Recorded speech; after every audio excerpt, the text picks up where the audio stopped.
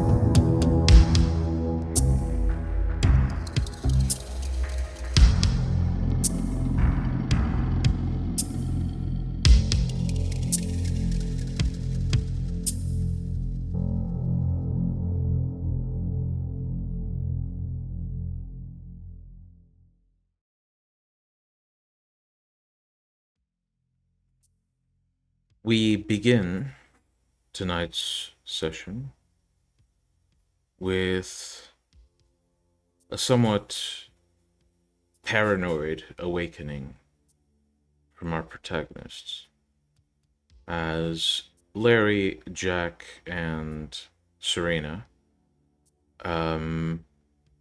rise from their slumber. Instead of in comfortable rooms, they do so in what amounts to a damp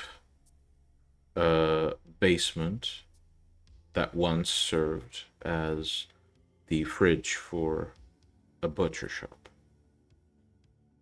The building has been abandoned for a while, and Serena has maintained it as a secure spot within the Sabbat domain.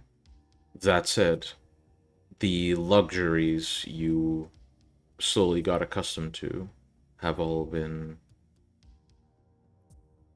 denied for the time being. Oh, Due to we recent also wake events. was a slachten. Was a slachten. Mm-hmm. As you rise from your slumber, you are aware that Abel and Jim will eventually be returning to the Haven, each from their own short business trip. And so one of you opts to send them a text and from what you can see, they are aware of the new location. And it doesn't really take long for them to eventually arrive, almost oddly, at the same time. Abel, Jim, you see each other outside. Check your phones for the address and make sure you're in the right place. And indeed, you are. This run-down, derelict building seems to be your new haven for reasons that you are not fully aware of yet.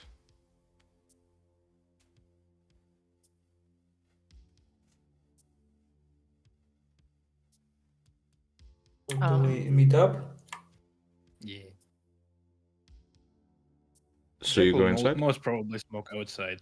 Oh, okay. I mean, Serena, since they would Hello, probably Jim. arrive. Hello, Looks Abel. cozy.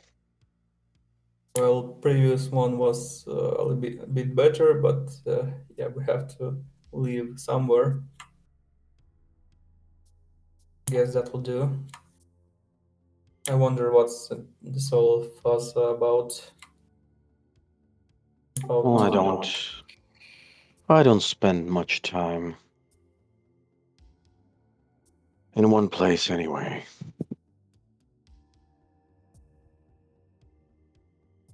I see. Well, let's go inside then. After you. And Jim goes forward. You approach the front door, push it open, and it seems to be unlocked, though as soon as you make it into the main the area where the main sales would be made,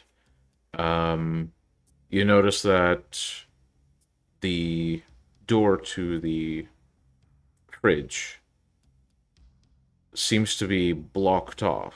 You recognize where it's blocked off. It's blocked off behind some furniture that has been piled at the back of a corridor behind the counter.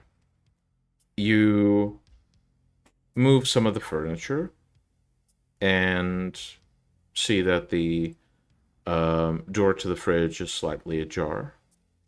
Pull it open, and inside you see the rest of your pack.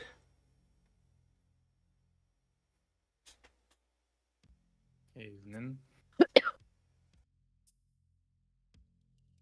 Greetings. What are you guys chilling here? You can say that.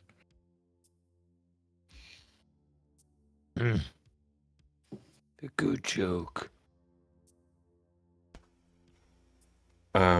Abel So, and do you Jim. remember Delmont?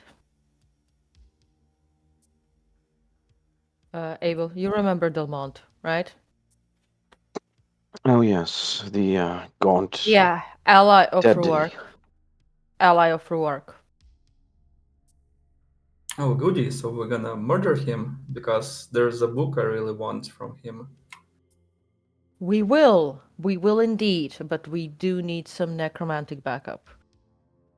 Either way, so you know those deals we made? So those deals basically ensured that Ruark and his allies knew every single of our moves. Last week, Vicus's ally helped us remove those trackers from spirits, and we're free from that. But Victoria still has one, for your information.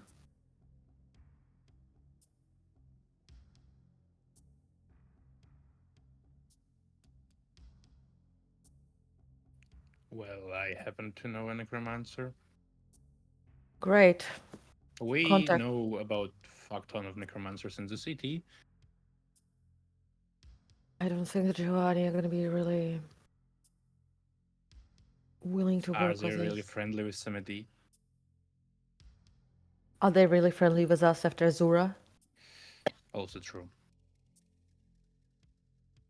Just get Freya. Mm-hmm. Either way, yeah, that's why we moved Haven. We found out about it last week because, basically I messaged privately Vikas about the axe, but they figured that I have something that could fuck them over. And that's the axe.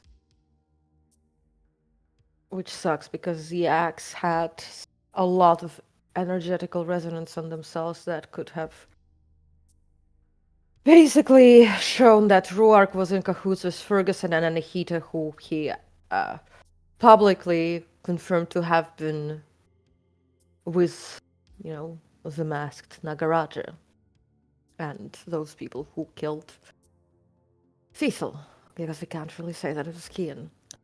So yeah, they came to offer us, oh, come join us in Bishop's Ruark's locations. You should hear our offer. I barely Well- held myself from punching Kian in the face. Well, we will listen to the offer. No, we won't be listening to any offers. Oh no, we won't be accepting it. Nobody to accept it from. That was the offer. The offer was that we go to we join Ruark, we get bloodbound to him. You know the deal. Oh yeah.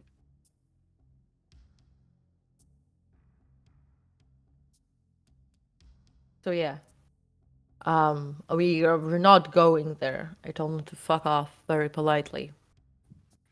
Either Can we do way. it politely someday.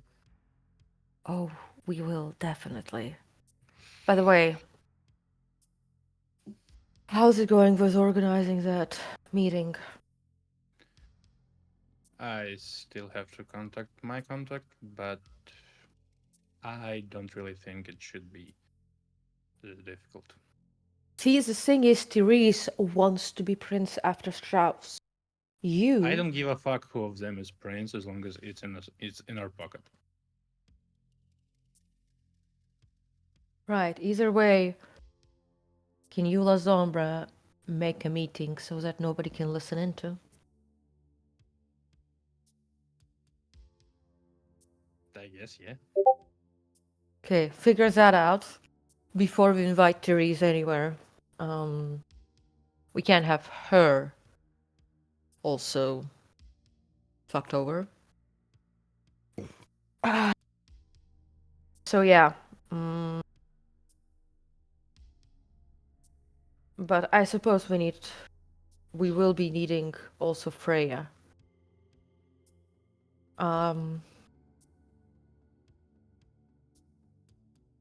Right. I'm going to check. Has Virgil arrived yet at the location somewhere? He hasn't sent you any updates just yet. Yeah, because I basically would have I'm gonna basically call him and see where he is.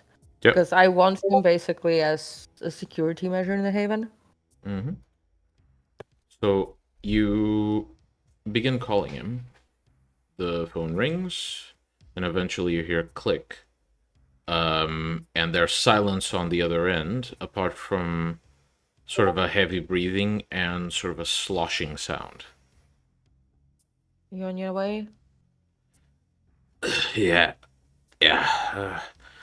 You can't really take the bus while you look like me. Right, well, you know the location. I'll await you. Do you need any backup? Shouldn't really, no. Okay, well, my Schlacht are in the sewers anyway, monitoring the area, so if anything, they'll- Are can you make sure they don't eat me or something? they should recognize my blood in you. But where are you? I'll go out. I'll summon them back from the area where you're coming from. Do that in 30, 35 minutes. Okay, will do. Oh. If you'll excuse me. Right. I've managed to get Cecil Schlachter, the hunter guy, and bound him to myself. He should provide a very good protection. Thing is, just so you know, in case he will be using his powers, make sure to stay away from him. You don't want to be caught up in the midst of his powers. You're gonna burn. Well, like, melted by acid or something. Right? Was that the thing he did? Exhume like a mist? You know that he exhumes a mist that hurts Yeah. like a motherfucker. But Yeah. you don't really know what happens if you stay in it too long because you haven't tested it. Why would... Either way, if he starts exhuming a mist during a battle, keep clear of that. No. But I basically have him as like another additional resource. The Schlachter should be fine with that mist. We're not going to be. What was washed in the sewer? I'm going to have to see. I think I'm gonna have to bind it to myself. I know that Cecil has made washes for others, and I assume they're just bound by blood. So that's something I will be dealing with today. Just... I might need some backup. Larry, probably from you. You're the most resilient.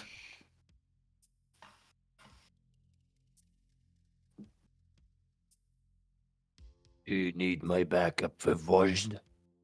Yes, well, since Cecil died, and you can see Serena just like take a deep breath as she collects herself for a second after saying that. The washed is not only a masquerade risk, like it can easily breach the silence of blood, but it is also it needs a new master. We don't want it to end up in our enemy's hands. From what I know from War's creation, those who are used in a process, they're bound to the future master. Thus, they will need a new master. So that's something I will need to take care of today. Need someone with dominate? Your dominate won't help against the washed. There is nothing to dominate. Those creatures are not like Schlachtes. Because it's an amalgam of 10, 15 different people. Not the same. When are we going to take care of Delmont? As soon as possible, but we need Jack to contact Freya. Why? Delmont is a necromancer. We can't be going into a fight with him without knowing what we are facing. Because if he's in his shop, he's probably behind several wards. We walk in, we're going to be attacked by spirits, and we have no way of dealing with them. Why not luring him out? He is not stupid enough. Why knows don't we who- set the house on fire? Again, he is still a necromancer. We don't know everything that's possible. He can just try to fuck off into Shadowlands. Exactly. We need necromancer support for this. And we need necromancer support. We need fiery weapons. And we need the element of surprise. We know he's not gonna run anywhere. Because that's his shop, that's his livelihood, and that's basically how these guys probably keep a bunch of Cainites in their back pocket. And how they keep track of them. I think he will flee if the situation will turn dire. Well, so far they think they're winning. They just got the axe, which was a crucial piece of evidence. They killed the doctors. They're certain they're winning, which is why we need to secure the washed. If I can secure the washed, it will be useful. If I cannot secure the washed, I will need to destroy it. Because we can't have it rampaging through the streets. It is our pack's responsibility now. So yeah, this is what happened last week when you guys and Serena looks at Abel and Titus, and you see that although there's like no tear stains on her face, and it looks like she has washed her face, you can still see that her eyes are as if it has red eyeshadow, but if you look closer, it's just blood that was like wiped and, like consistently.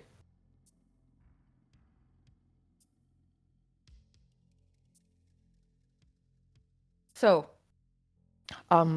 Larry, unless you have something else to do tonight, I'd like to take you with me to the Old Haven. How about we get a fresh ghoul and send to the occult shop to buy something so he could. No. As I said, last time Delmont placed a tracker on us. We want the ghoul to go in, get dominated, have a tracker placed, and be unable. Like the guy had 24/7 view of us. Can we even do something about the, Shadowland emergency exit? That's these why guys? Jack needs to contact Freya. Okay. Either way, the Nagaraja whom I harmed quite brutally wasn't able to get out into the Shadowlands. Like, it didn't escape, so I assume there's some limitations to how they're traveling. That's why we need Freya. So, Jack, that's for you today. Abel, Jim, have you had any suspicious people trailing you or anything? Nope. No, it's been awfully quiet. Too quiet. Right. I'm gonna go get ready and prepare for going to the Old Haven. If you guys need anything from there, let me know. I'll grab it. You can't really physically bring all the books, so No, you can have Leo pick them up and store them in some storage unit. yeah. Move them during the day a few times. And after that, we can move them in batches into like wherever we're going to be at that moment. Can you task your ghoul with that as well?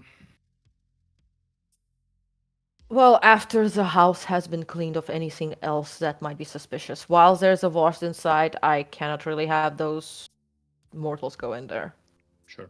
Leo is smart enough to stay away from the sewers. I cannot trust them enough to stay away if they hear something suspicious. And this leech, or what was this tracker, be placed on an item? Well, we don't have that anymore.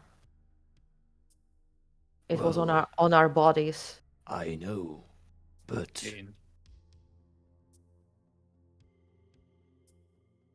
they But what? always could sneak into our haven and place it on our books to track us down. That's why I said we move it to the storage area. Okay.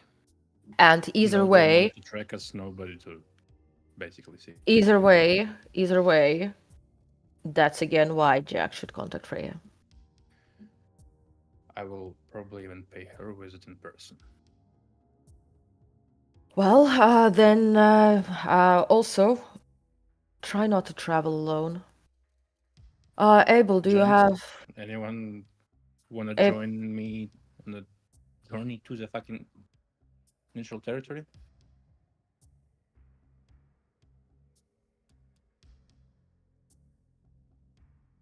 Serena looks to Abel and Jim. You were saying? Anybody can join Jack. I don't Either mind. way,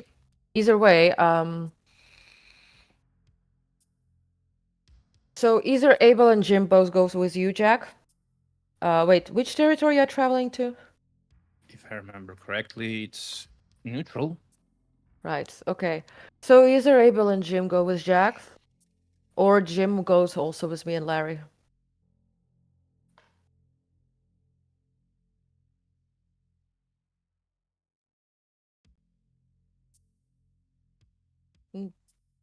Decide, Jim. I guess I could go with Larry. All right. So 3 of us to the mansion.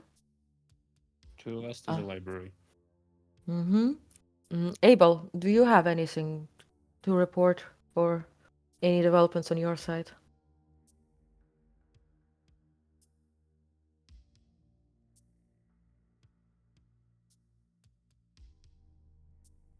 Abel? Nothing much. I've taken my first few steps in a new discipline. That's about it. Okay. Nothing from our enemies or the like. Well, not yet, but I can now hear them better.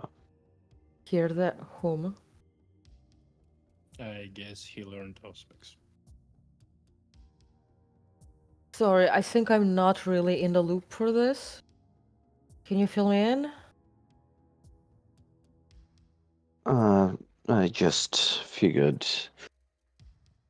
I would be of more use if I can keep my eyes and ears open wider. Near the what? I learned Auspex. Yeah. Okay. And who can you hear better?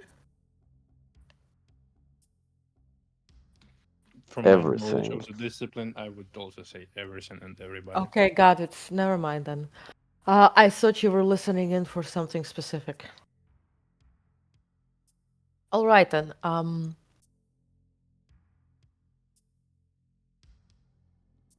Oh, Abel, Jim, just since you weren't here and weren't informed, both Jack and I have spread the information about the enemies and their purposes to our clans.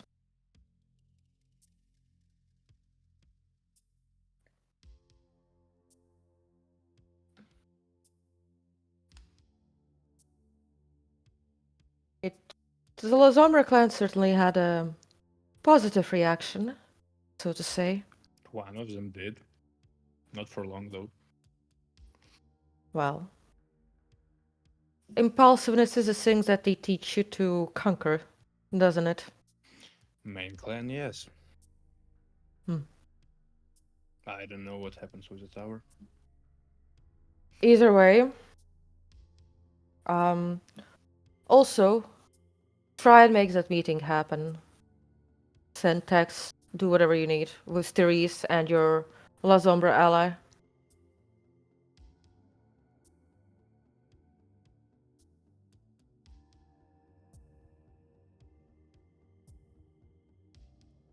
Anything else? Anyone? No, that's about it. Then we should be off. Larry, I suppose you follow in flight? Yes. Jim? We'll go through the car.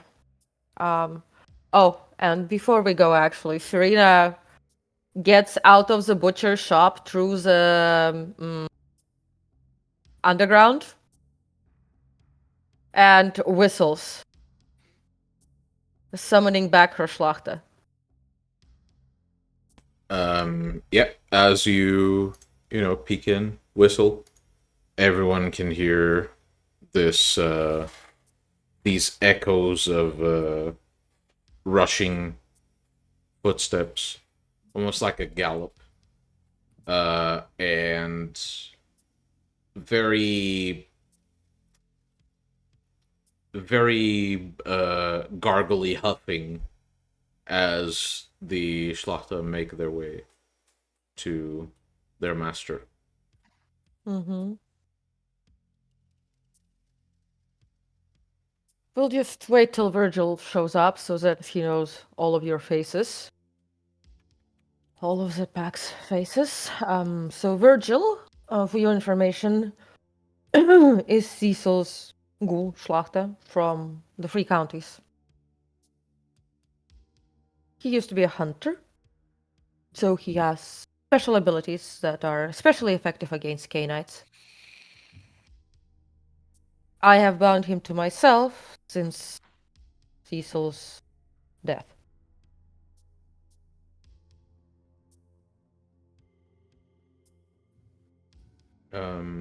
Shortly after, Serena, you can hear this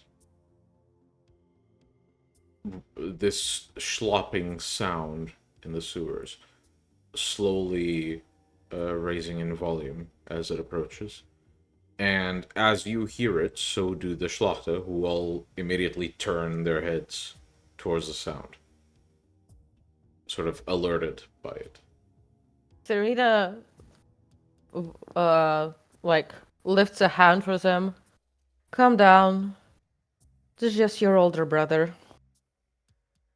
The Schlachter, one of them looks to you and then looks back somewhat confused.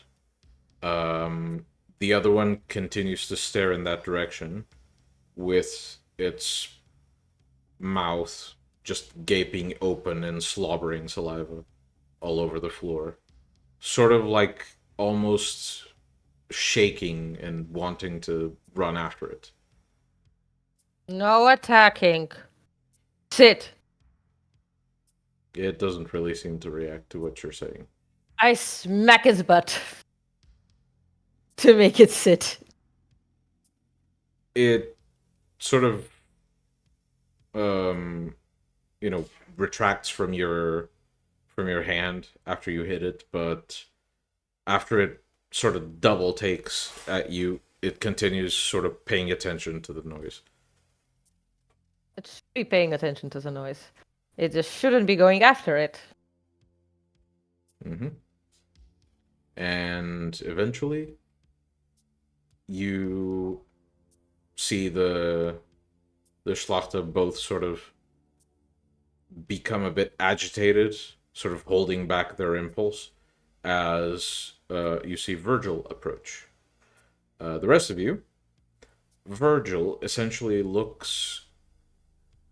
He's this now heavily deformed man, somewhat short, with what looks like what used to be a beard. However, from the back of his head and all over his back, his skin, his flesh has been sort of bloated almost. It's covered in this growth is covered in these very thin layered, for lack of a better word, pustules, and he looks like he's perpetually in pain, with somewhat walking with a degree of difficulty as he approaches the entrance and begins making his way into the haven. When he gets in, Serena looks to the Schlachter. You see this man? You don't attack him. You work with him. Understood? The Schlachter continues staring at him, sort of drooling. One of them jumps back into the sewers. The other one continues to watch. Again, the same one who's been staring the entire time. I grab it by the muzzle, take it, and say, back to guarding. And sort of like fling it towards the sewer entrance. It almost allows itself to fall into the sewer. And as it Yeep! Yeep. Slowly starts walking back, fading into the shadows, it does not take its eyes off of Virgil.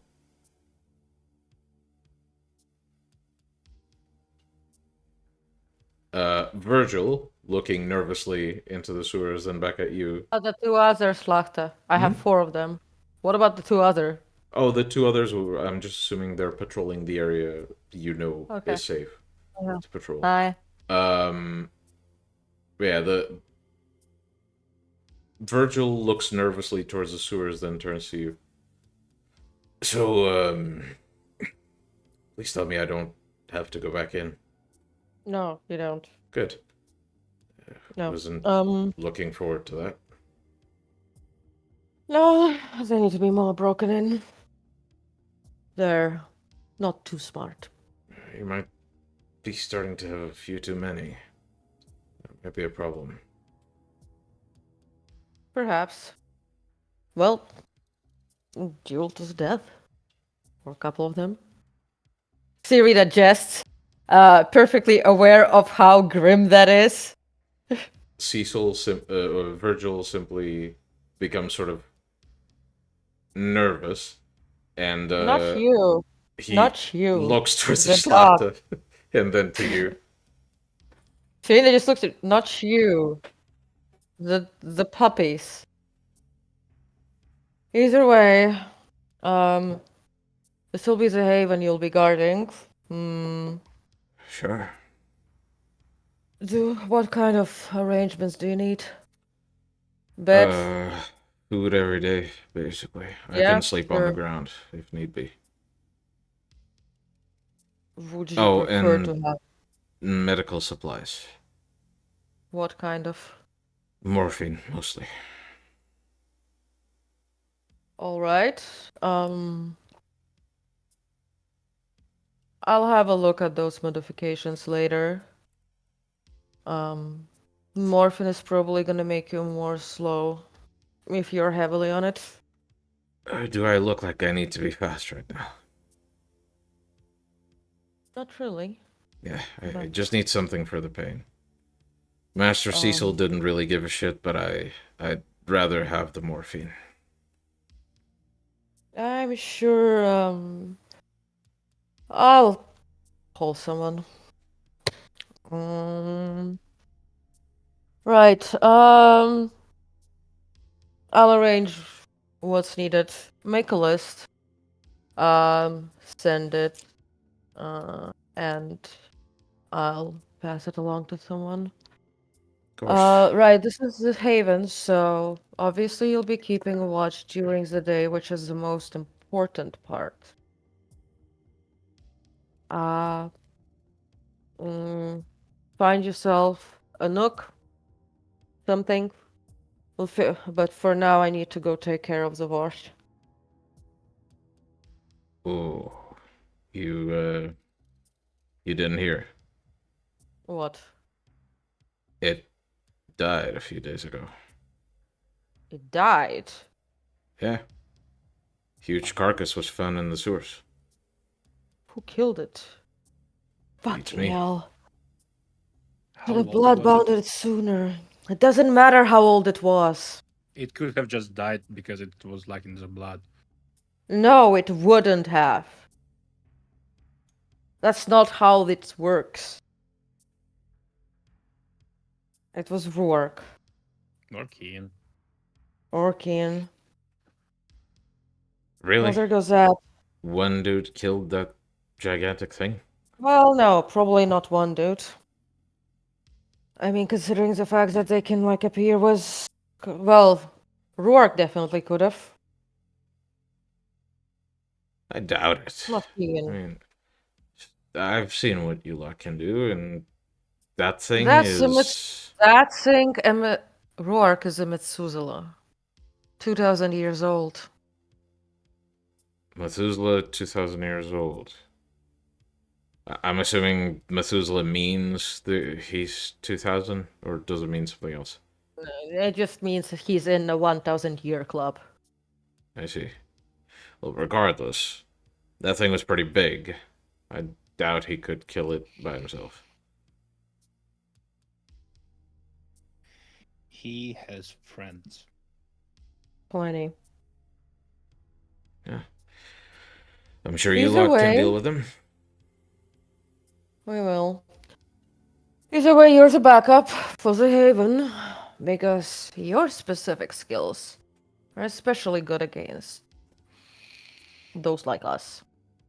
Oh, yeah.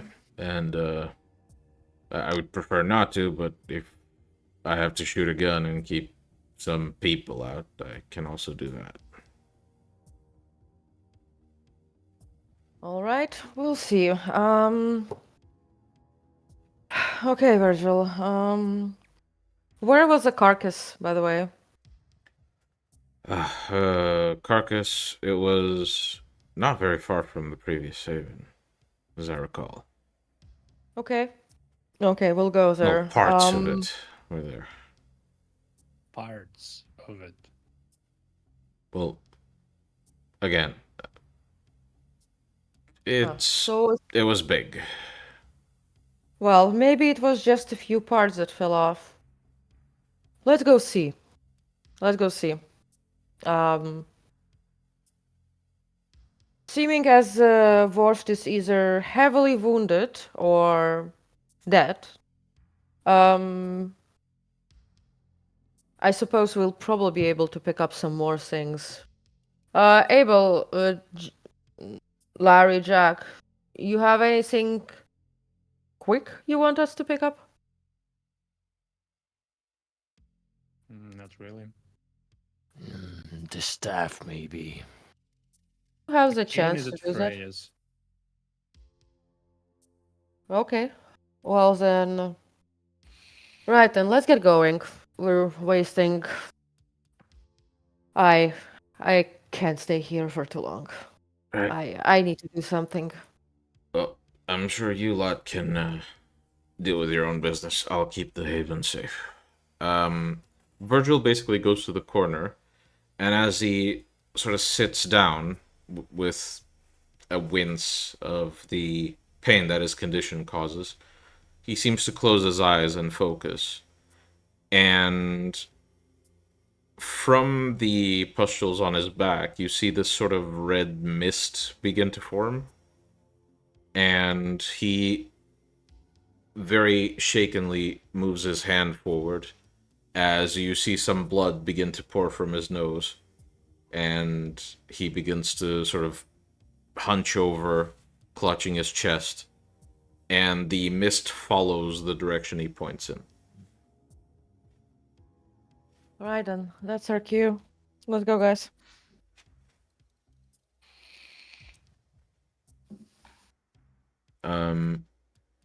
So I just need a very general idea of who's going where, so I can take notes. Abel Larry? and I are going to Freya. Larry and Jim are going with me to the Old Haven. Mm-hmm. So Abel and Jack to Freya. Yes? Yeah. Mhm. Got it. Okay. Well, let's first join Abel and Jack, as both of you leave the haven through the sewers. You begin making your way through and eventually find one of the exits. Luckily, the sewer area under the butcher shop is one where it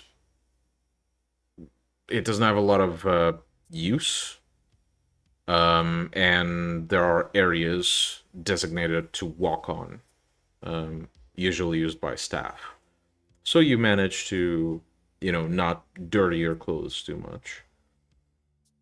You get to the surface and begin making your way to your vehicles. Do you speak of anything while you're making your way, and whose vehicle do you use?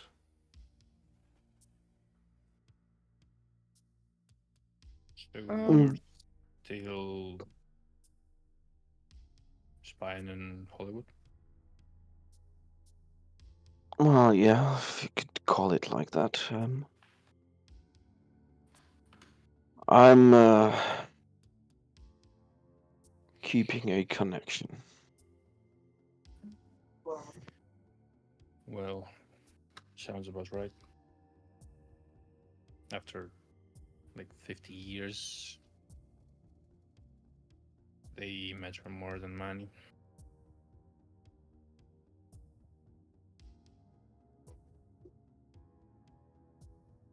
Indeed, it's there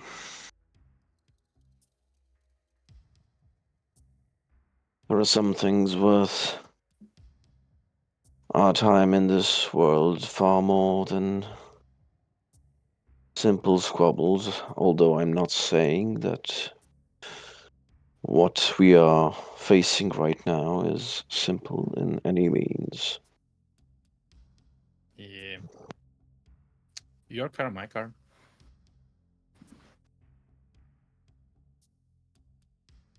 I presume your car is more easier to travel in currently.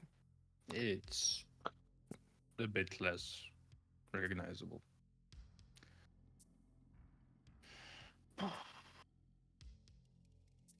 By the way, I tried to feel Abdulmon's soul, and the answer I got wasn't to my liking.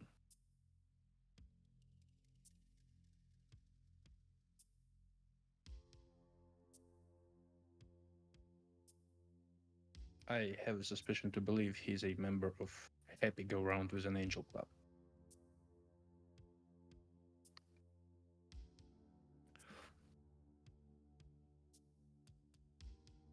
Well, there have been a lot of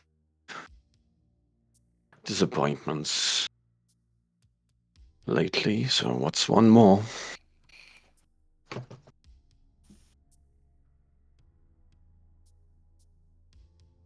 Well, at some point you just cross the fucking threshold. That's when you start fighting back. Yeah, it seemed like last week was the threshold.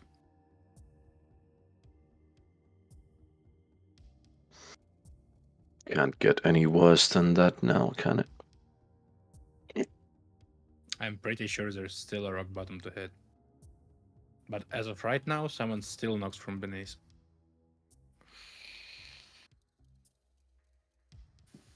So, any ideas regarding finding a necromancer? Freya. She's our full Sabbat. If I didn't miss any information on that. And she helped us with Delmont on the basis that we bring her his head.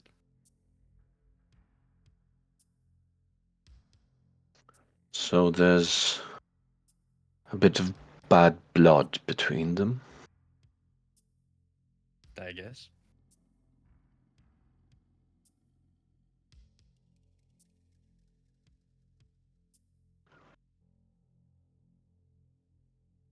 But what's a petty squabble between a necromancer and an abyss child?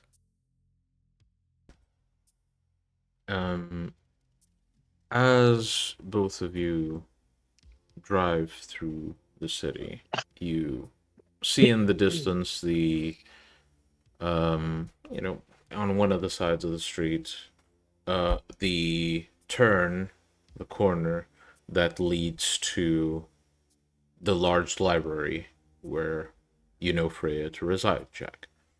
As you do, Abel, I will ask you to check your PM soon. Otherwise, roleplay by default. It was quite surprising, actually, to learn that she's not with the sect, but not with the sword either.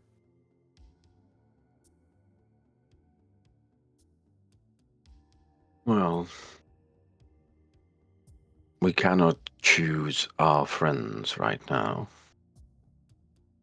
Delmont wanted me to be friends with her. Well, that's interesting. Well, he probably gets what he asked for. In part. You sure there's no long play here by Delmont? Maybe she's also watching her. Can be. But as I said, she helped with the trackers. So either he's very, very deep into plotting it all, or mishaps happen to any of us. Do you see those bats by any chance? And I point towards the building that we are approaching, the library. Do I? You look to the library, top to bottom. You don't really see any bats at all. Not really. No. Well, they seem to be not of this world then. Well, auspex, I guess.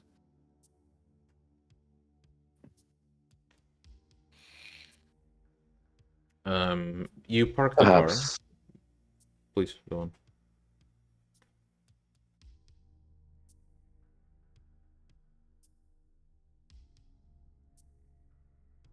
So whatever is inside,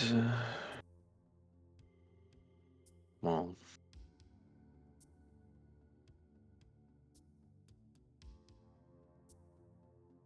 Well, probably knows the bats are there as well.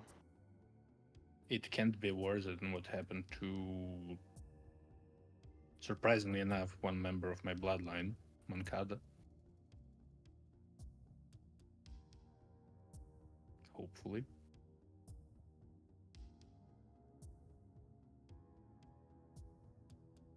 Oh, looks like the batting average of your clan is not that great. Well, I guess it's my fucking bloodline. With this, you park the car and begin making your way to the front door. Abel, as you approach the front door, you notice that the bats stop circling over the building and begin making their way inside through one of the windows.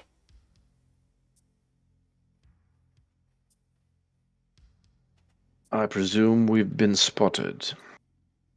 Who wouldn't expect less? That. And with the knock, you hear echoes of footsteps. And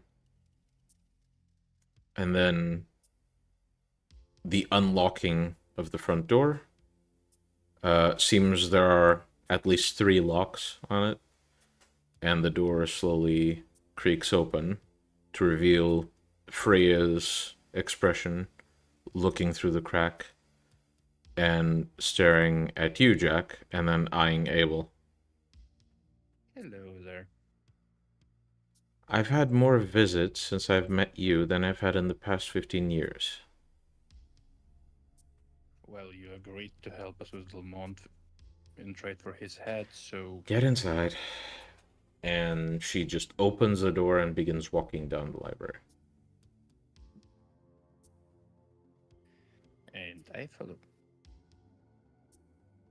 Well, I close the door behind me. Mm-hmm. And as you do, you notice that the door begins to lock almost by itself. You follow Freya.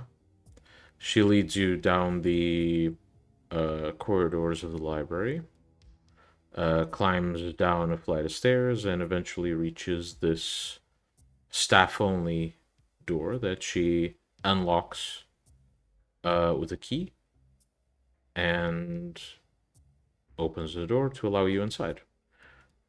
Inside is sort of this very lavish reading room.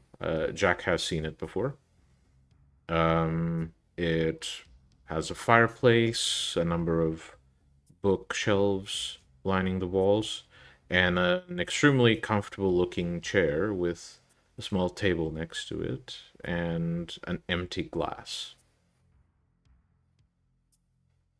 Freya walks inside, and after adjusting her dress and making sure her headpiece is in place, she pulls the skirt to adjust it and takes a seat on the chair. So, what do you need? So... we need to make sure that Delmont doesn't fuck off, as some of his friends do. Mm-hmm. Well, I don't know how your friends may do it, but unless he has the time to draw on a wall with a piece of chalk, I don't think he'll be able to escape. Well, one of his friends quite literally just kicked my packmate into Shadowlands. Okay, that's new. I'll have to do some reading. Preventing these powers is a bit more difficult than acting against them. Suppose I could theoretically create something that could block these abilities. I'm not sure to what extent. Additionally, I would need the help of someone who's visited me recently. A servant of Vicus who I've been in touch with. I can arrange his help. Oh, one more thing. We are probably gonna fight him in his shop, so, great deal of spirits. Well, I wouldn't call that a fight, more like an execution. Why do you have to fight him there? I still owe you him his head, and it's one sure place we know he is at. He does have workers, doesn't he? I presume ghosts. No human staff in the building? Not to my knowledge. There was someone in the front storeroom, I believe, when we visited him. Well, that's a start. If that's the case, you might be able to simply get that member of staff to cause a situation that forces him at least out of his office. Yeah, but where would he escape, though? And how could we be waiting there for him? How could we be there waiting for him? Well, as risky as it might be, I can place you in the Shadowlands awaiting him. You'll be fighting a bit on his territory, but at the same time, at least you'll be able to also fight the things he might throw at you. Of course, you'll have to make it back. Very meaningful look. Of course, afterwards you'll have to make it back. Which would be fucking hard. And how exactly are we meant to have meaningful connection with real world? Oh, you won't. Well, Johnny I can. probably could. Is he what I think he is? I don't know yet. Because these tribes looked very fucking powerful. Well, it really depends. I've seen cases where they can be, seen cases where they can't possibly be, but they know a bit about all of this stuff they mess with. Magic is foggy. People try to put it in boxes, but it really doesn't work.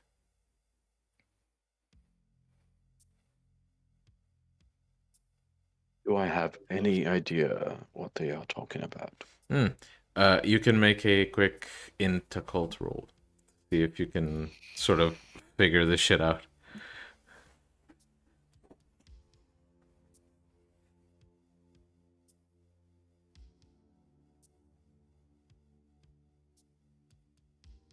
Okay.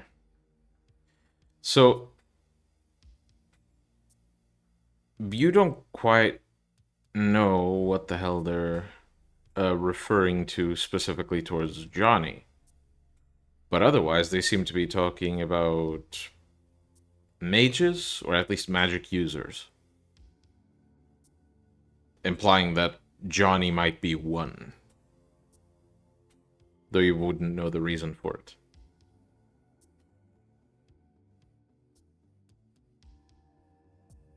Speaking of foggy magic, because right now it feels like every single one I see, everybody I see is a fucking mage. What was a cane? Because one Nosferatu could touch it like it's no business. Well, I did some digging, like you asked. It seems that there are situations where an item can receive different types of protection. Seems the protection placed on this one doesn't protect it against, well, others. It simply protects it against, well,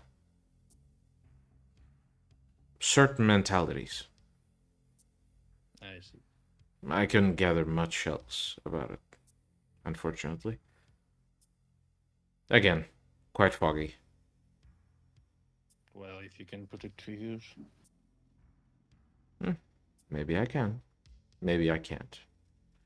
Would be interesting to see if your friend recognizes the etchings on the blade, though. On the blade. Well, yes. The blade has etchings placed there. Quite recent, from the looks of them. It was a fucking cane. Well, a sword cane. I see. Sure, let's have a look. Well, okay. Just brace yourself. She walks up to the fireplace. Removes one of the bricks above it and reaches inside and pulls out this object. You recognize it as the cane, wrapped in cloth.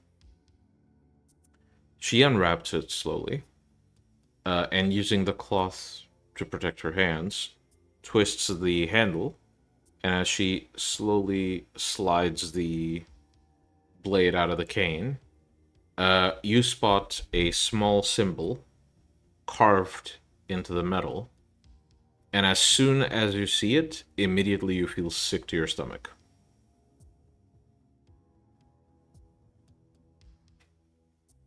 What the fuck is that? I'm not entirely sure. She clicks it shut. Still looking into it, but not a symbol I recognize anywhere else, so...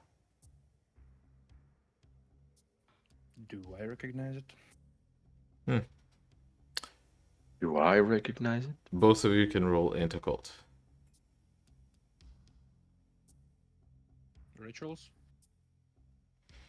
If you want to see if this has anything to do with rituals specifically, yes. Otherwise, you can make a generalist roll. Yeah, it's general. Okay. Oh my god. You Oh are my aware. You are aware. Both of you are extremely well read. You are aware that this does not show up in any occult books whatsoever. The symbol basically means gobbledygook.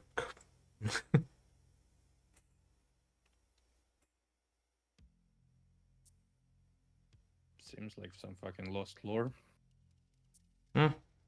Either that or something that's more homemade than we thought. Regardless, your friend might actually have a connection to this cane that none of us do. But until he can actually touch it...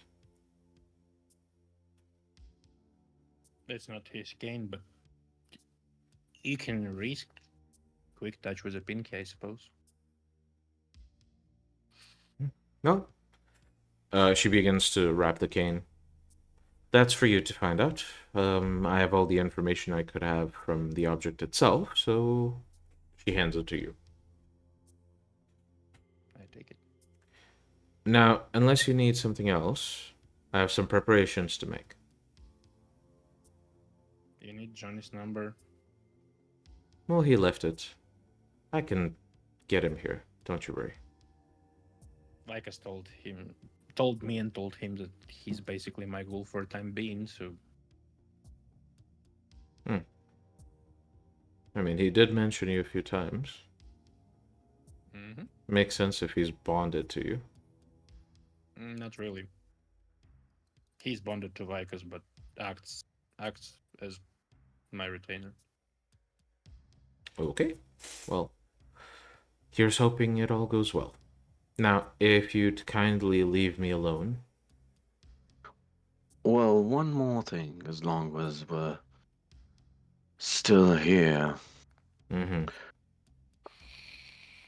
What exactly is this? And I pull out the totem. So you pull out the totem. She extends her hand, furrowing her brows and examining the totem. May I have it? Please. She takes the totem and examines it for a few moments and says, well, it's a religious idol of some kind. Probably Mayan, if I had to guess. Maybe a bit more recent than that. It is, however, a fetter to something. Yeah, well, it does have a rather Aggressive ghost weird. That is currently, well, telling me to let it go. So, and she hands you back the totem. Fine. Whoever came up with that binding, they knew what they were doing.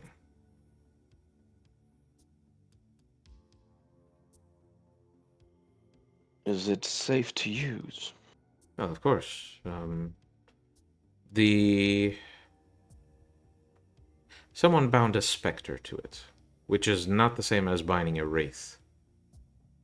Specters are volatile, a bit more malicious than you might expect. Though, whoever bound that specific specter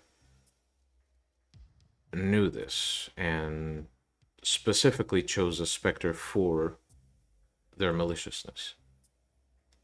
It seems that if anyone should try to use this totem without the proper...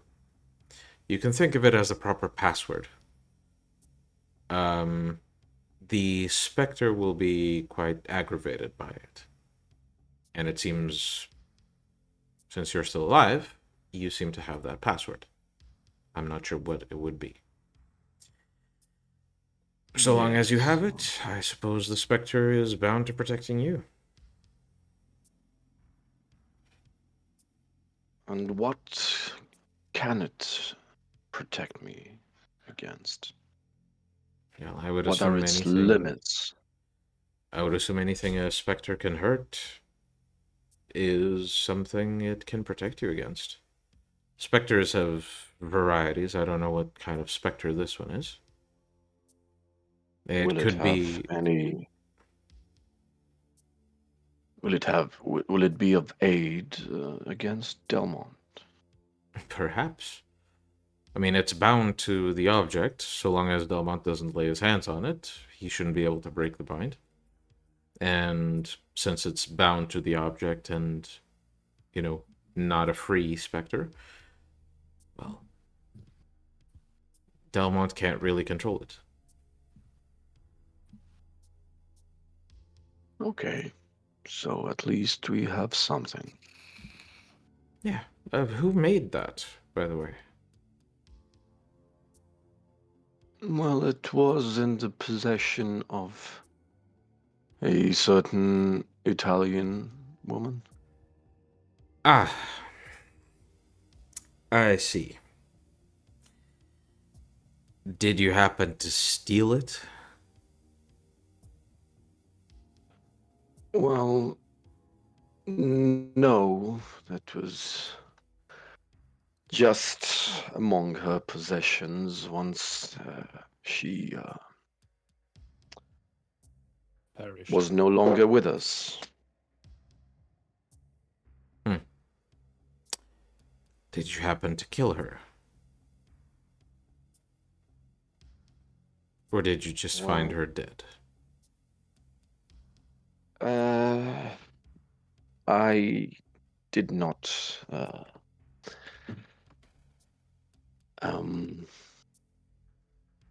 recognize. I wasn't present when she died. If that's what you mean. Shame. I would have looked forward to ask a few questions about how someone holding that died. Regardless, well, I'll leave you to study your own spirit protector. Just don't trust it. If it can speak.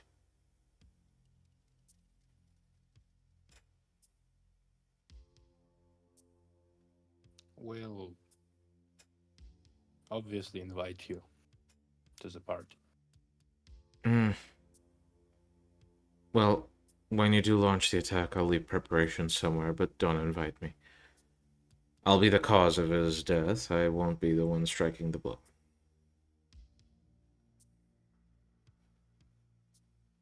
Well, whichever way you put it, cousin. Right. By the way, did you happen to receive my message last week? Message. Oh yeah, I identified many shadows about certain party that was shitting in everyone's bowl. I didn't get anything. You only identified... what? Those of us with obtenebration? I felt a lot of shadows all over the world. Ah, you identified the clan. I see. Okay.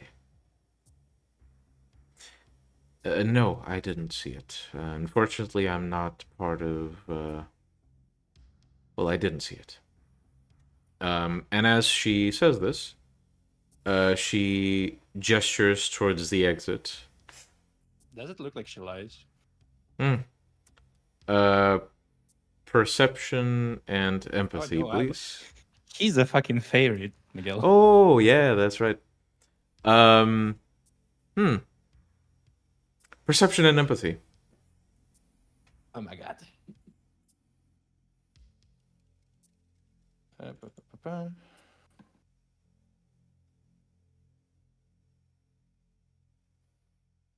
Careful or not careful?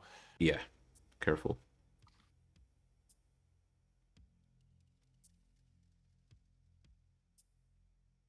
That's a one, at least. Yeah, that's one success, but ugh, my god, that's a gross roll.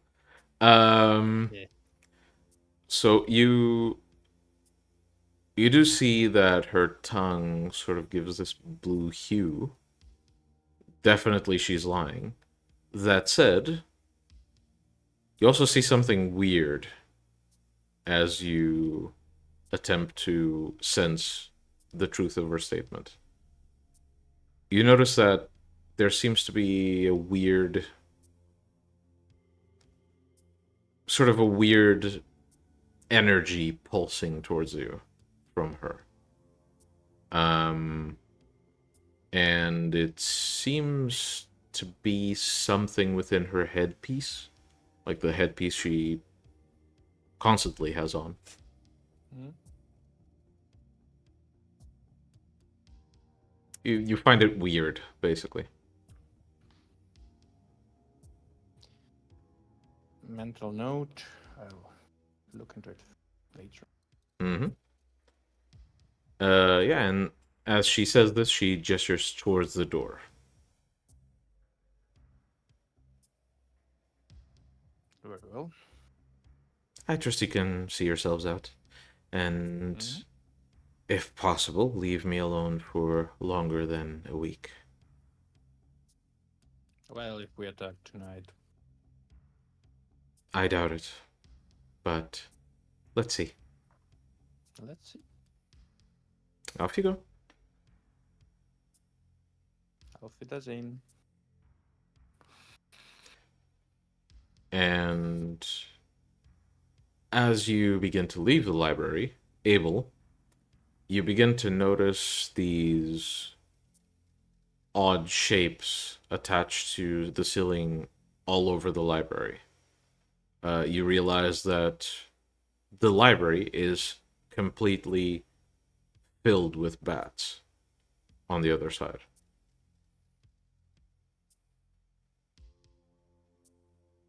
And as you begin making your way back to your car, we go back in time slightly and join our other group.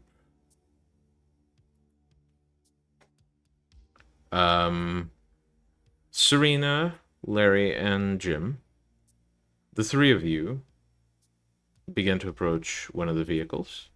Larry obviously prepares to take flight instead. Mm-hmm. And please proceed. Before Larry takes off, Serena tells him that they're going to stop a bit away from the haven, and that he does basically like a circle around and maybe just double check that there's nobody inside the house through his powers. And otherwise, they just head out. And she says this time, you see that Serena basically uses her phone. Jim, you can see that Serena uses her phone to basically grab a car, sort of like a Bolt rental car. Instead of, like her rather sleek, but also quite obvious sports car that belongs to her. And Jim's car is also very flashy. So we're not taking that. We're driving incognito. Like the suburban mom. I mean, sometimes flashy vehicles are not noticeable, especially when you're in an area where you constantly see them. Yes, but we're not going to downtown. We're not going to Hollywood. And either way, my car is known. Your car is probably known. And we want to basically do our business quietly. The famous suburban mom riding around easterly at 3 a.m. In her Yes. cutting edge Honda Civic. I am taking my junkie son to rehab, okay? Well, I guess we can just run this out since we have celerity. No, we're not gonna run. We're gonna drive to a distance, and we're gonna approach the house. It's on, like, if we're gonna be running out, we're gonna be wasting blood, which we might need. So we're not gonna be doing that.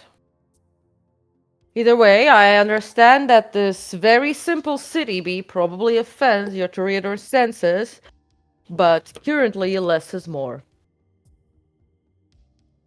I'll handle that. Serena just looks at him distrustfully. All right. Either way, let's ride. So, you enter the car, and as Serena begins to drive off, Larry prepares to lift off. He sort of prepares this jump, and with a flap of his wings, he's up in the air. It's kind of terrifying every time he lifts off because it's such a huge creature just, flying off the ground. It's sort of like standing right next to a plane lifting off. But once he's in the air, he becomes nearly invisible thanks to the gargoyle's aptitude with Visceratica. And as you drive through the city in direction of the haven,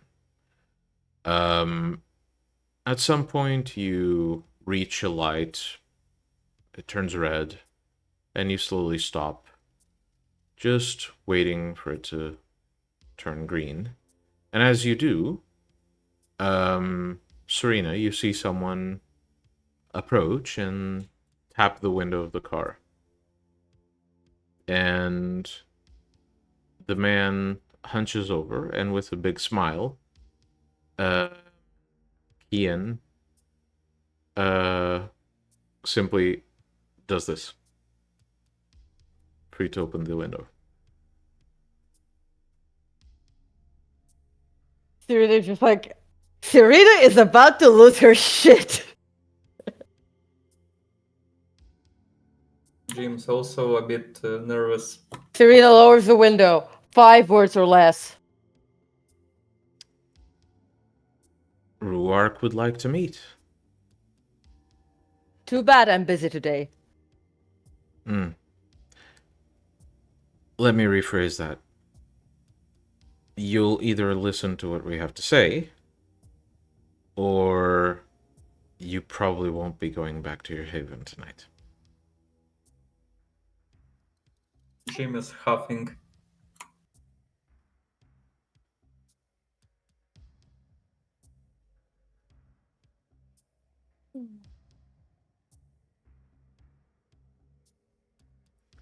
Fine. Kian sort of leans on the window, getting a bit closer, and says, "Look, trust me. It's worth your time. I don't. It's I worth don't your trust you. time. It's worth your time, and if you don't like what we have to say, you just go back. No one's gonna chase you." Right. I'm going to believe that. Right, Jim, please.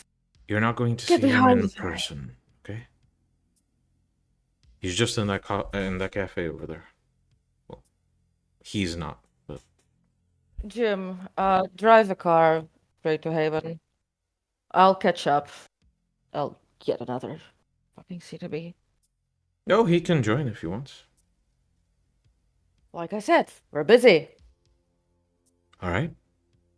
We'll be waiting at the cafe. Be sure to join And us. Serena basically pulls the car into an alleyway where she basically leans over to Jim, taps her mind, and Jim feels the pressure in his mind. Does Jim let me in? Yep. Right. I'm gonna go see what those guns are gonna say. You go to the Haven, meet up with Larry, and basically,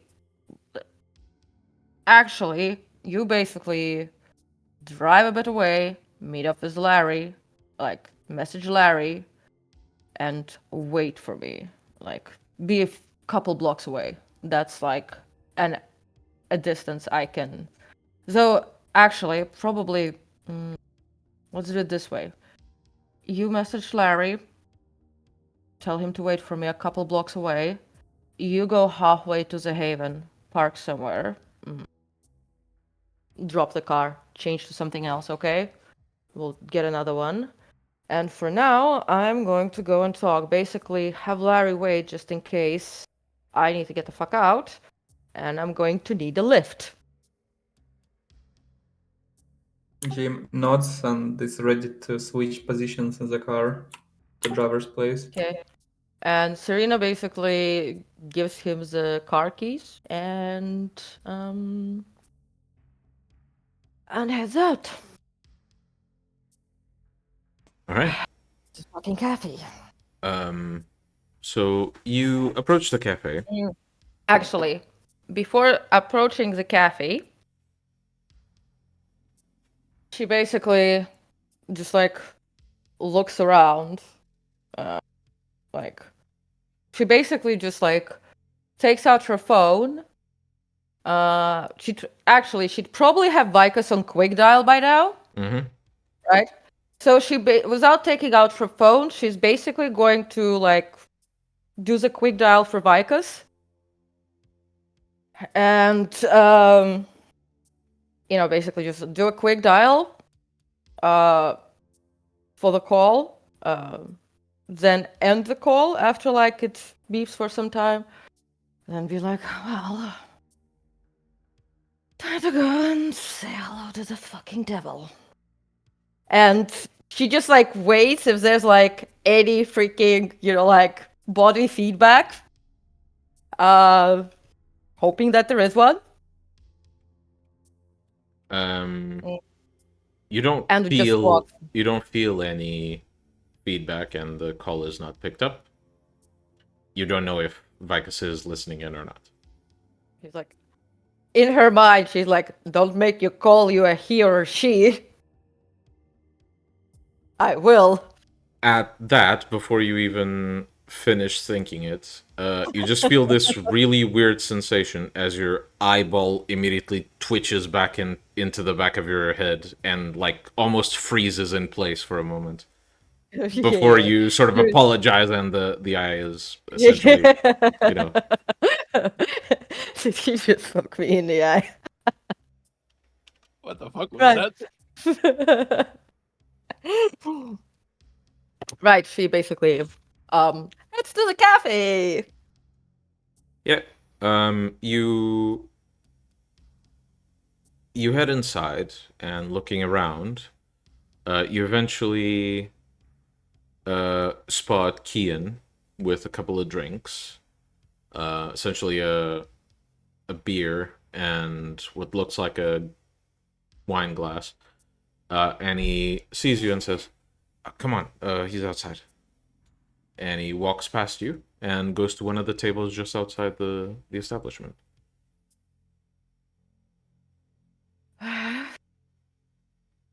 Serena just humans sure do like this warmer places where they can spend the whole fucking year outside. She'd rather be spending inside. Cameras and all. But reluctantly she goes. Kian eventually reaches a table where there's a single guy in his late 20s. He wears glasses, fairly tall, fairly skinny. And he's just sitting there, sees Kian approach, Kian places the wine glass in front of him, then takes a seat, places his beer down, and with his foot pulls a chair from a nearby table closer to this one. And the guy in his late 20s gestures towards the chair. Please. Ina sighs and sits down, crossing her arms and crossing her leg over the other. We understand why you might be upset at recent events. Though you should be understanding of the situation. You might have been lied to without knowing it.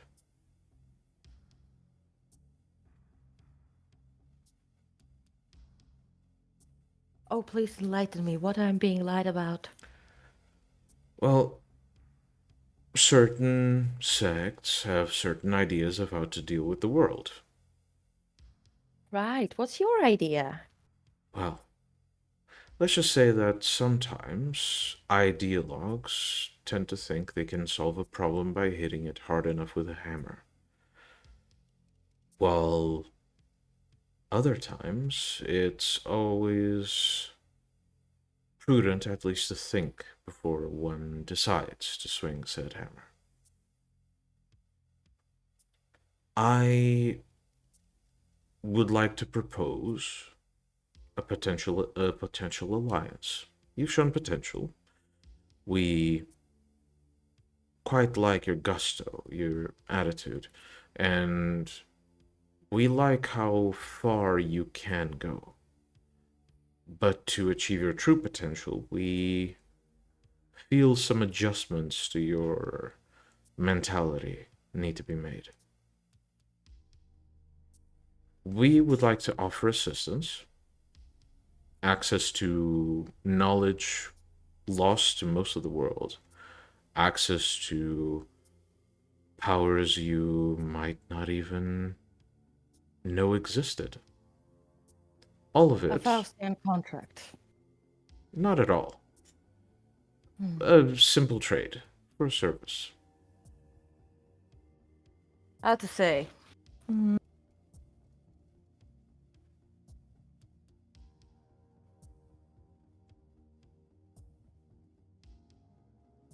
Killed my beloved.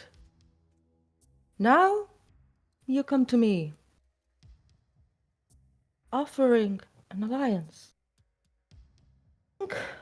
There's that's really the very wrong foot to even start. You assume he's dead.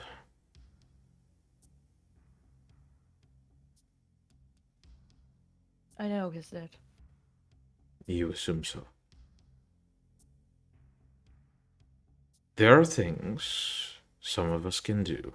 Again, powers you might not even know exist.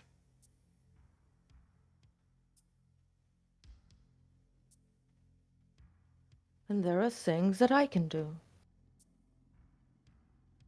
We do understand. This is why we wish to create this alliance. And of course, Sudden change of heart. Why the sudden change of heart? Well, you've Clearly shown. you understand. You've Clearly shown you understand potential. I'm Cecil's student. That's anybody and their grandma can show potential in the latest years. I mean, after all, that's what evolution and civilization grants us here.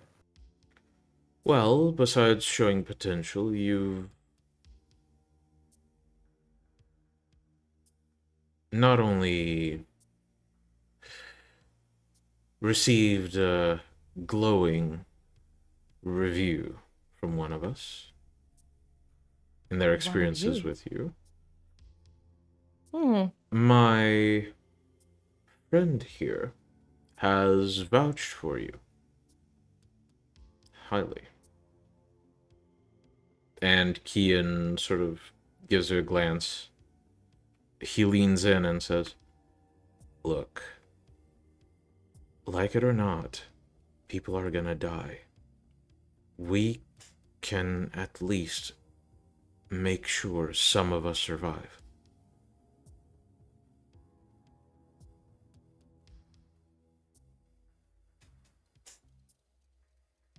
So let me get this straight. You're planning to what? Hide out in your Shadowlands?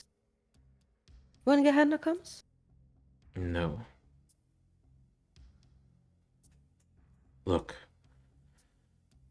the antediluvians are. And as Kian says this, immediately his jaw locks shut and his eyes widen. And the gentleman leans forward and says, "Put simply, there are events that are somewhat inevitable. Some of us wish to be on the winning side. Your Ductus seems to agree with us."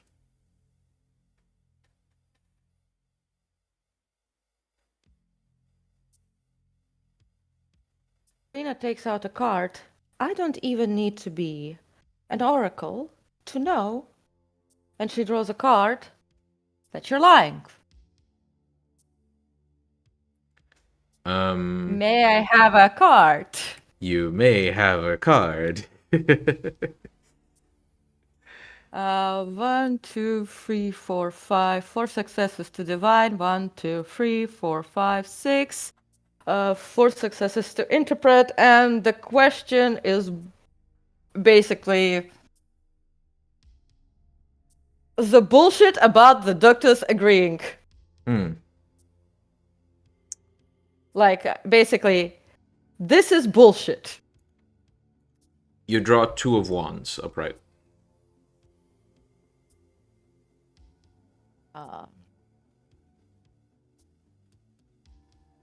Just a second. Mm-hmm. Dun dun dun dun dun. 2 of wands.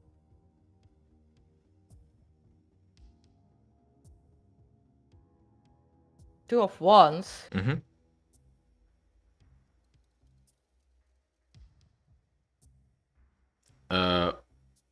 Ruark.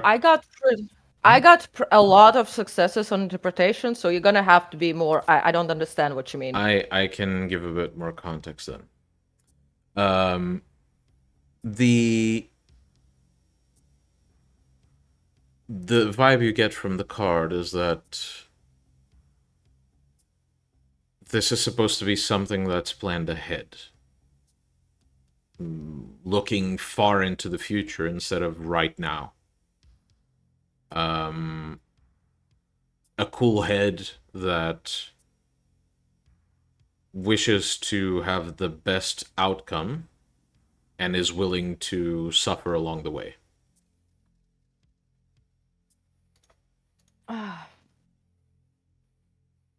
Yeah, but my question was whether this is bullshit or not. Mm-hmm. And this is your answer. No, whether what he's saying about Cecil Mm-hmm. is bullshit or not. Again, this is your answer. I don't need to be a freaking oracle or anything. See that you've been planning this for a long time. So I call your bluff. Disappointing. But Here's the thing. I've spent quite a lot of time getting to know Cecil. I know him better than anyone else here in this world. Better than his sire, grandsire, etc. Right? better than I do? Better than you. This is news to me.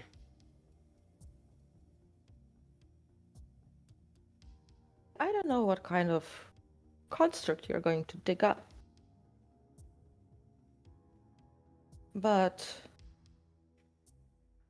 especially given how you're sitting in front of me today, and how you've shown up to our haven, or whoever you sent.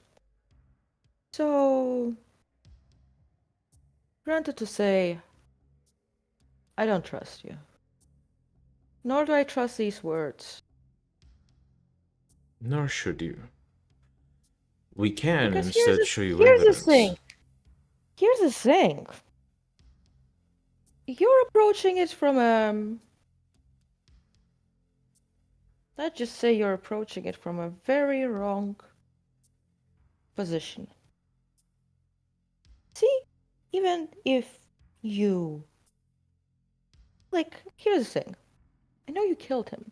So even if, let's say, somehow you have a copy of something alive,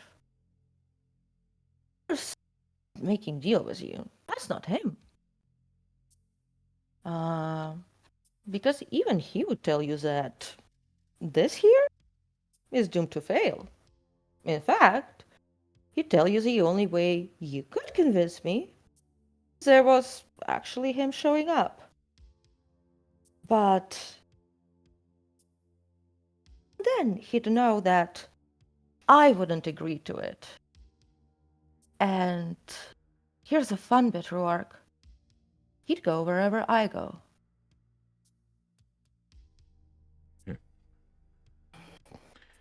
Well, it saddens me to hear your answer. I'd like to still confirm. You do not wish, under any circumstances, to rethink this decision. I came here to listen to you. Now, I'm assuming since I didn't give you my positive answer, I'm probably gonna have to battle through a bunch of your goons. You can go freely. No one will hold you back. No one will get in your way. Sure. And do keep our offer Serena in mind. stands up.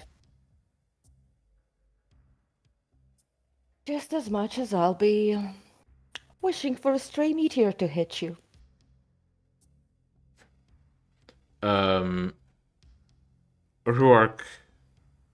or at least this vessel he's possessed, chuckles to himself and takes the wine glass and sips from it.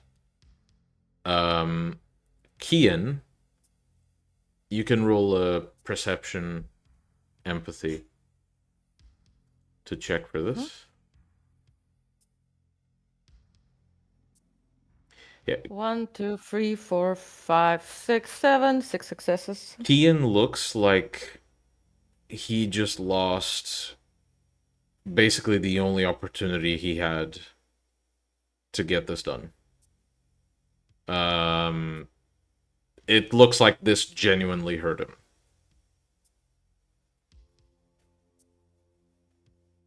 him. Then she wishes to say something more along the lines, "Oh, this hasn't even begun hurting you yet," but you know, she has fucking plans. And basically she stands up.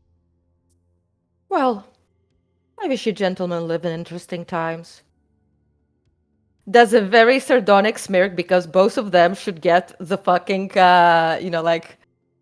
get the meaning of it. It's not have a good time, it's have an unpleasant time. And she walks off. Yeah. And basically goes around the corner. So as she walks off, Ruark simply raises his glass and says, "We will see you soon," and continues to sip. And as you're right almost out of earshot, you then hear Kian for a second say something along the lines of, Auspex. Straight up Auspex. I'm assuming, yeah, you hear Kian say something along the lines of, I mean, what if she met Sandra? And immediately he shuts up, giving you the sense if that she- Ruark just shut him up. What if she met what? What if she met what? Sandra. Mm-hmm. Huh. I see. Well, she basically then as soon as she gets like away, right? She basically gets into a safe area, like takes off her boots and fucking up to the rooftops and goes to the spot where Larry should like basically looks for like goes 2 blocks towards the haven to get basically to Larry. Okay, well, Larry, given the fact that at some point while you were following the car, you saw the car stop for a bit, Serena get out, and Jim continue driving, did you land nearby to keep an eye on her, or did you follow Jim? Well, I assumed that I Jim was sent meant a to- message to Larry. Yeah, Yeah? yeah. I assumed that, so I would be waiting somewhere in the area for Very Serena well. to come In back. that case, Serena, you make your way up, making sure you're not being seen, watched. And after, Obfuscate, obviously. And as you climb up this alleyway by jumping on the walls and go through a few rooftops, eventually you reach one rooftop where you were supposed to meet with Larry. He doesn't appear to be here, and then you see this shape begin to climb out of the concrete of the roof. And you see Larry essentially forming from the ground up. Yeah, Serena basically just like goes up to Larry and says, "Let's fly. I'm gonna tell Jim to catch us up to Haven. We shouldn't spend too long there." What's it about? Well, they tried to fucking pull some wool over my eyes, definitely. Was it them? Ian and Rourke. Well, Rourke was possessing some fucking mortal. Tried to recruit me, fucking cunts.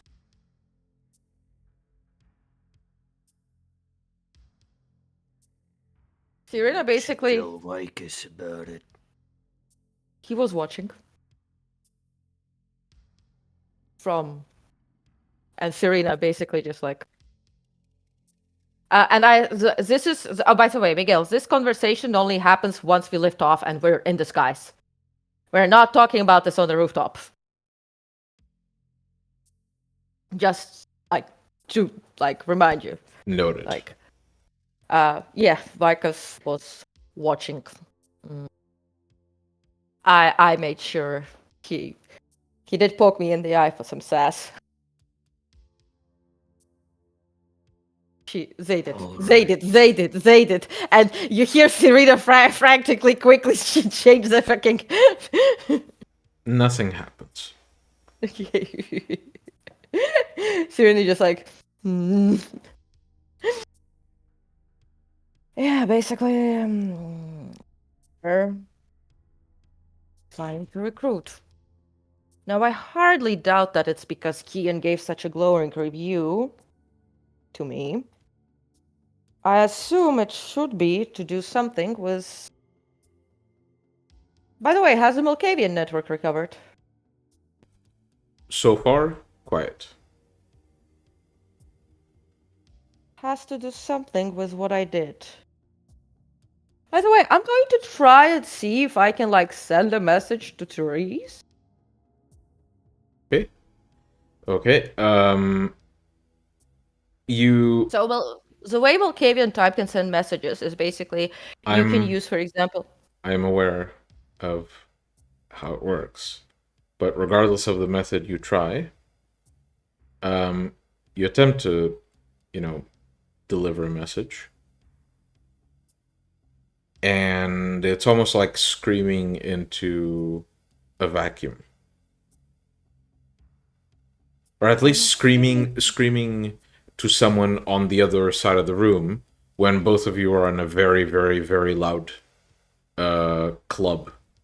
Assuming it has to be something with a... Was he? What's my Maybe you message? were cut off. What? Maybe you were cut off. Work it off. Cut off Cut off what? your network. No. It's there. It's just. It's as if it's very loud there. And after I sent the entire message to. Like, we're all connected still. It's just that. It's like, imagine, like, it's not exactly as if it's, like there's no sound right now there, or it's cut off. It's more like there's too much sound. And I remember that when I sent out the message, it spread, becoming different things as it spread between all the different people who, don't know about these guys. But then it reached someone bright or loud or old. And after that, it got quiet, or more like maybe they started screaming. I'm going to draw a card, Mm-hmm. Indeed. and yeah, I'm just I already have shuffled them, so I just need to draw a top card. So you can make the roll again, plus Yeah. 1 difficulty because it's the second divination of the night, and on top of that, you will have to make a quick dex and let's say dex alertness to make sure you don't let the cards fly off as you're flying at decent speeds through the air. So 2 successes and 3 successes, and to divine, and 8, 11. 1, 2, 3, 4, 5, 6. 4 successes to keep the card. Okay, so it is a bit more difficult to divine in this scenario. You notice Larry, as he's flying, he doesn't really have a system to allow you to have a drink while you're waiting to get there. Yeah, I It's was sort of like you're essentially holding her with my hands all yeah the way, and now I have to let go. But yeah. So it's basically every beat of the wings you bounce up and down, and there's this wind flying by. So it's a lot of stuff at once. But you manage to keep a hold of the cards, and eventually you draw a card. And what's the question? Well, I basically thought that because somebody really recognized what the fuck I'm saying, right? Mm-hmm. And they started screaming, panicked. And given all we know about this organization, there are literally only themselves would know. So I basically want to know if it's quiet because there are Malkavians who are panicking or shit like that. You draw a reverse chariot. Nom, nom, nom, nom, nom.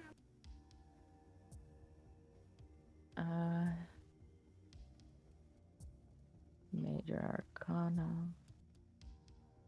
Dun, dun, dun.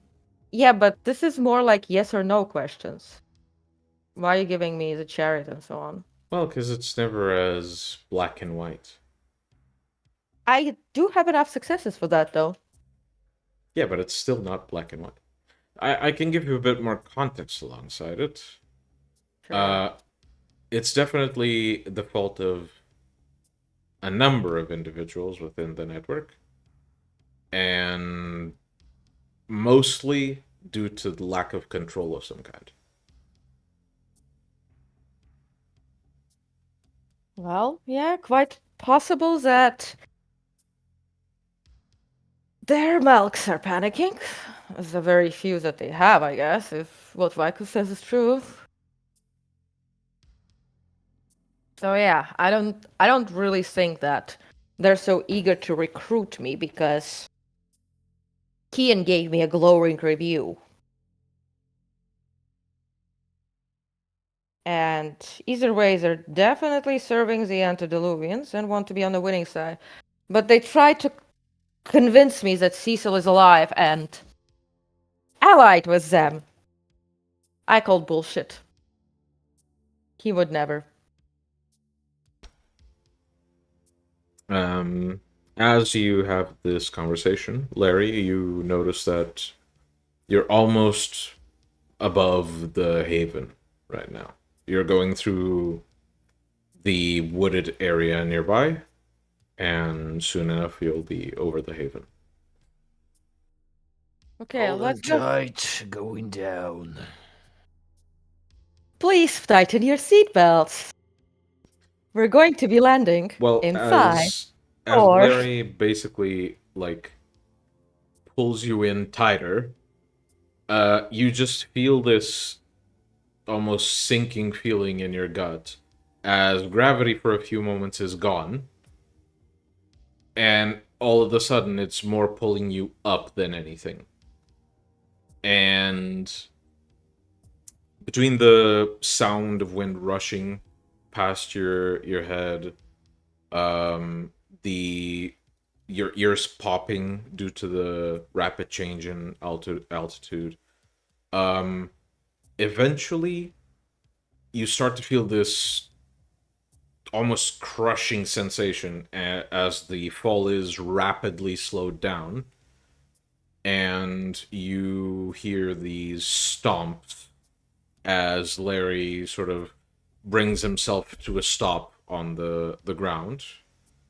Jim, at this point you've arrived. You're looking at the haven, and you just see Larry stomp his way down and eventually stop near the car. Okay, I leave the Oh. car. I can meet them. So, how was it? I hope you Awful. managed to like put a bullet or two in Kian. No. We were in a cafe, you know? Plenty of mortals around. Well, I had some hopes. We'll get him later. We will. Either way, Larry, could you check the building for any unwanted guests? Manually or? Oh, with your, you know. And Serena just like gestures at you. You know, your powers. You told me you could see if we have, you know, Okay. yes. I will do that. All right. See. I believe no roll is necessary, Just but end one with you, power. yeah. Yeah. So you sort of force the area almost speak to you as you place your hand on the wall of the house and focus on it. You sense no living or otherwise presence within the building, though you do sense some. Well, actually, you do sense some living creatures, mostly in the basement. How much? Many of them small, but you sense about 5-15. It's hard to tell because they're moving really fast. Like what size? I don't think you can tell That's size like- from this power. Well, approximately. Let's say in the patterns they're moving, you'd wager they're small. Like quite small.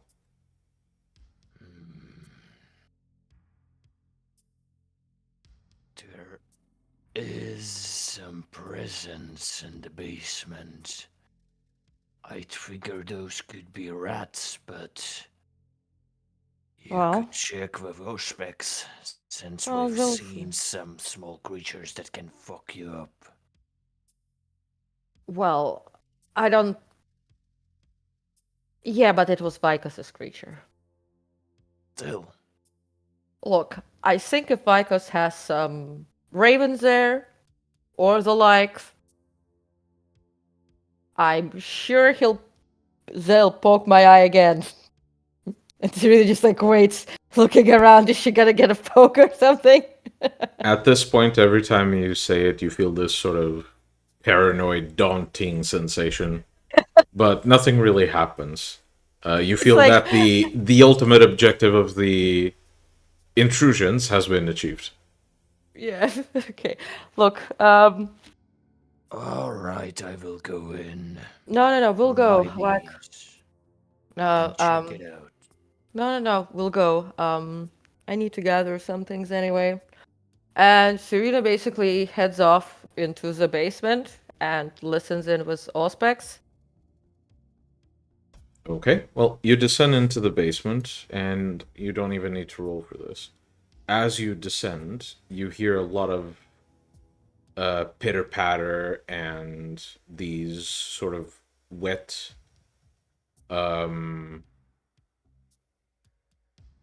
like ripping noises, like small, quick ripping noises. And as you descend into the basement, you see what looks like Cecil's previous specimen, half rotten on the ground, and a multitude of rats eating what's left of it. Okay. Well, that's something we'll need to take care of, because this is still a Jack's name. We don't need any bodies here. Can you bring it closer to the sewer entrance? Might even find it useful later. I just need to go to our bedroom for a bit. So I sense no obfuscated presence. Okay. Yeah, I'll go ahead and bring Uh, this corpse, scare off the rats. Can we also maybe take like a short break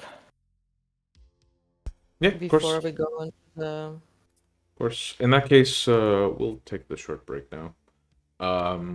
We'll be back in about 10, maybe 15 minutes. And we'll continue the scene. Be back soon.